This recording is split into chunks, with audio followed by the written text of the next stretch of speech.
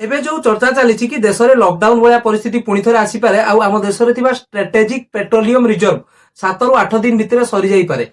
ଏଇ କଥା ପଛରେ କେତେ ଦୂର ସତ୍ୟତା ଅଛି ଦେଖିବା ଏଇ ଭିଡିଓରେ।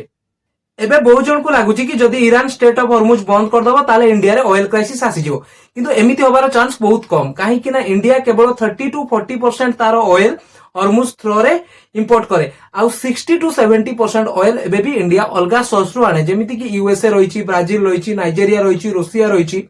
ତ ଇଣ୍ଡିଆ ଏବେ ରୁଷିଆଠୁ ବି ତାର ଅଏଲ ଇମ୍ପୋର୍ଟ କରିବା ପାଇଁ ପରମିଶନ ପାଇଯାଇଛି ଆଉ ଅଧିକ ଆଗକୁ ବି ବଢେଇ ପାରେ। ଏବେ ଇରାନ ଇଣ୍ଡିଆ ସାଙ୍ଗରେ ସାଙ୍ଗରେ ଆଉ 4ଟା କଣ୍ଟ୍ରି କୁ ବି ପରମିଶନ ଦେଇଛି ଯେ ସେମାନେ ହରମୁଜ ଥ୍ରୋରେ ଅଏଲ ଇମ୍ପୋର୍ଟ କରିପାରିବେ। ସେକେଣ୍ଡ ହଉଛି ଷ୍ଟ୍ରାଟେଜିକ ଅଏଲ ରିଜର୍ଭ। କଣ ଷ୍ଟ୍ରାଟେଜିକ ଅଏଲ ରିଜର୍ଭ ହଉଛି ଇଣ୍ଡିଆର ସେଇ ରିଜର୍ଭ ଅଏଲ ଯୋଉଟା କି ଏମରଜେନ୍ସି ଟାଇମରେ ପୁରା ଏନର୍ଜି କ୍ରାଇସିସ ଟାଇମରେ ୟୁଜ ହୁଏ, ଆଉ ଇଣ୍ଡିଆରେ ଏବେ ସେଇ ପ୍ରକାର ସିଚୁଏସନ କିଛି ଆସିନାହିଁ। ତେଣୁ ଷ୍ଟ୍ରାଟେଜିକ ଅଏଲ ରିଜର୍ଭ ୟୁଜ ହବାର ଚାନ୍ସ ନାହିଁ। ଆଉ ଏଇ ଷ୍ଟ୍ରାଟେଜିକ ଅଏଲ ରିଜର୍ଭ ଇଣ୍ଡିଆର 7 ରୁ 8 ଦିନର ଅଏଲ କ୍ରାଇସିସ କୁ ବା ଅଏଲ ଡିମାଣ୍ଡ କୁ ଫୁଲଫିଲ କରିପାରିବ। ସେକେଣ୍ଡ ଆଉ ଗୋଟେ କଥା ହଉଛି ଇଣ୍ଡିଆରେ ବହୁତ ସାରା ଏମିତି କମ୍ପାନୀ ଅଛନ୍ତି ଯୋଉମାନେ କି ଅଏଲ ସପ୍ଲାଇ କରନ୍ତି, ତାଙ୍କ ପାଖରେ ବି 1.5 ରୁ 2 ମାସ ଯାଏ ଏନର୍ଜି କ୍ରାଇସିସ୍ ବା ଅଏଲ କ୍ରାଇସିସ୍ କୁ ମ୍ୟାନେଜ କରିବା ପାଇଁ ରିଜର୍ଭ ଅଏଲ ଅଛି।